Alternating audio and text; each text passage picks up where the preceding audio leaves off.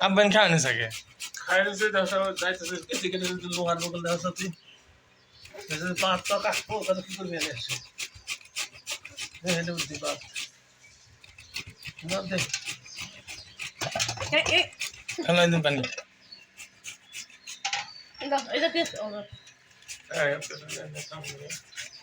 কেসে কেটে দাঁত তুলে গেল লোহা বিন্দু হবে আর বিন্দু হবে লোহা বিন্দু